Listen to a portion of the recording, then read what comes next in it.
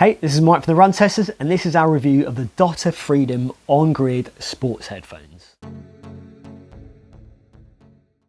So a little bit of background on Dottir before I get into the kind of key design highlights and the run testing performance. Essentially, this is a headphone brand that's been set up by two kind of big CrossFit champions that have essentially been training with their own sports earbuds, and they've kind of continually let them down. So what they've decided to do is create their own headphones.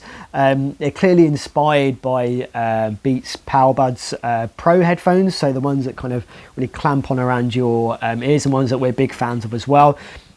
But it's coming in at a slightly cheaper price, around £120, $150, and what you're getting for that is that kind of secure fit, the promise of big sound, solid battery life, and also active noise cancellation as well, which is pretty good when you consider how much they cost. So that's a little bit of a kind of overview what they're about. We're going to get into the kind of key design elements here, and then get into the run test and let you know if you should buy these. In terms of the design, it's clear these look very much like a pair of PowerBeats Pro. It's almost the same thickness, the same kind of size as a pair of those headphones. Now these sit slightly differently on the ears. They still have that clamp style design, but it sits a little bit more vertically than the PowerBeats Pro for me. But ultimately, they don't weigh heavy in the ears. They've been comfortable and they have stayed put. I've done masses of running with them, all at different kind of paces, some quicker stuff, even kind of slower stuff and longer stuff, and they haven't budged. They don't feel uncomfortable at all. So from that point of view, the fit here, I would say the fit is excellent ultimately for me, and that's a real kind of highlight I think for these headphones, and they really deliver on that front. So in terms of durability, you're getting something that's got an IPX7 water resistant rating. So essentially that means it can be submerged in water, but ultimately what it really means is that you've got really strong protection when you're running out in the rain, or if it's getting very sweaty when you're wearing these headphones. Now I've done both. I've had no problems in terms of the performance front, in terms of connectivity and the fit as well. So that's a real kind of plus point here for these headphones. Now in terms of improving fit, you're getting 12 silicone ear tips included here, so that's quite a lot for sports headphones, running headphones. Now the ones that were already on for me worked, but there's clearly a good array of options there to make sure you can get a good fit. So for me, durability, those kind of the extra kind of ear tips you get in there to improve fit are all real kind of positives here, and things that I've kind of really appreciated on these headphones. So I do have to talk about the case, which has this kind of barbell inspired design to kind of feed into that CrossFit theme here.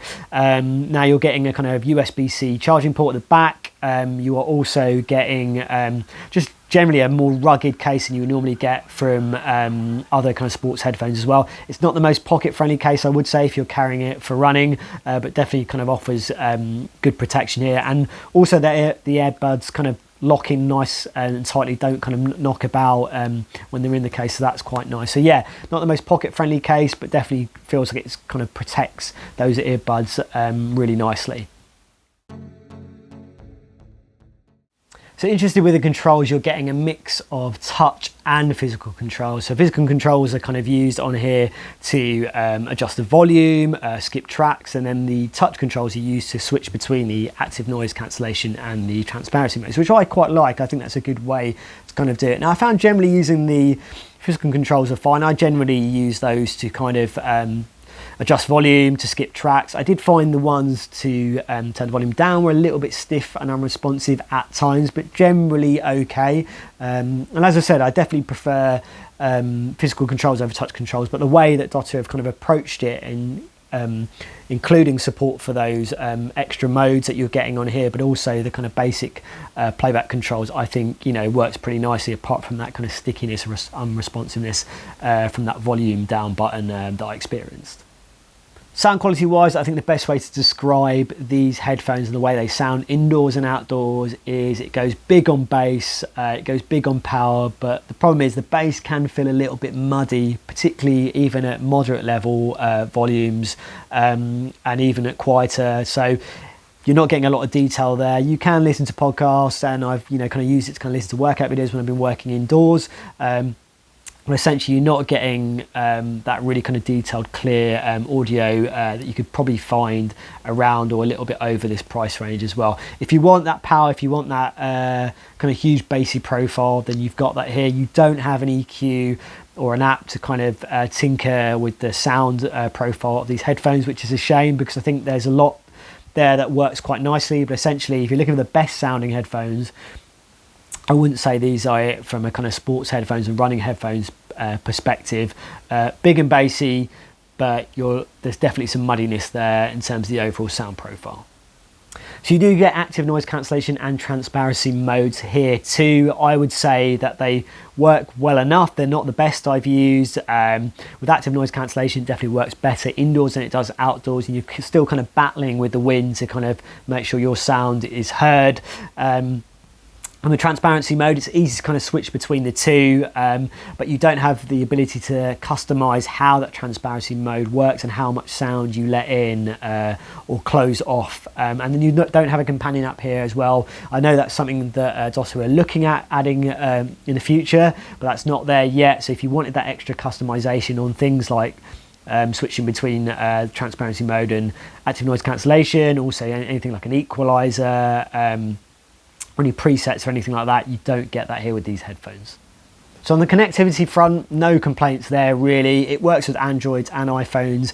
I used it with both of those platforms. I also used it with my MacBook Air. There was no issues in terms of connection dropouts, and you're getting a kind of 10-meter Bluetooth range. So if you're using it indoors as well, you've got a kind of standard kind of distance you can use them away from your phone or whatever your paired device is. So yeah, on the connection front, solid overall, no complaints there. So battery life for me, nothing out of the ordinary here. It's actually pretty solid overall. So you're looking at 12 hours without active noise cancellation, and that drops down to 8 hours when it's turned off. Now I found from kind of an hour's worth of running with ANC on, there was a drop off of around 10%, which is kind of what I see with most running headphones or sports headphones when ANC is kind of used. Now you're getting 5 full charges when the case is charged, and then you're getting quick charging as well, so you can get an hour worth of playtime from 10 minutes of charging. So while you're not getting the best battery life out there with ANC, the fact is I didn't really have to charge it on a regular basis because it holds so much charge in this case, and also the quick charging is there as well. So on a battery front, really solid overall, no kind of worrying drop off, and I think that's a real highlight and plus point on these headphones. So my verdict on the Dottir headphones are that if you're looking for kind of a PowerBeats Pro style headphone or sports headphone to go running with, they do a solid enough job. I think the fit is fantastic. You're getting really strong battery life for either 12 hours or 8 hours. Active noise cancellation is not the best in class that you're going to find, but it works okay. We're getting this nice kind of tough case, and actually really good controls, I think, physical controls as well. Where it's really let down for me is the overall sound performance. It's big and bassy, but also you're not getting a lot of clarity and detail there, I think, which I was really looking for. If you can look beyond that, then I think there's still a lot to like here.